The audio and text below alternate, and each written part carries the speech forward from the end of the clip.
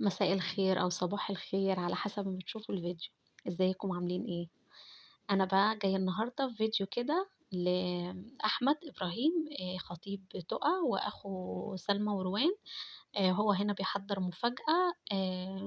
هيعمل هو مش مجرد محل ملابس بيقول، بيلا ستور ده هيقلب بيه الدنيا في إسكندرية، وهو مش دور واحد ده دورين، وهيجيب من مصانع كتير في إسكندرية والقاهرة. وهو بيحضّر الافتتاح، ويوم الافتتاح إن شاء الله هيعمل خصومات هتعدّي ال50%، وبيقول لنا تتوقعوا المكان فين يعني في إسكندرية. ربنا يبارك له يا رب ويجعله فتحة خير عليه.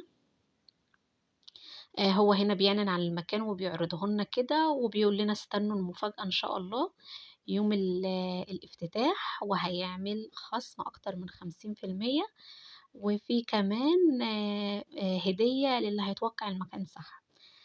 يالّا بقى توقّعوا المكان وباركوا له، ولو عجبكم الفيديو ما تنسوش لايك واشتراك ودعوة حلوة منكم، واسيبكم في رعاية الله، مع السلامة.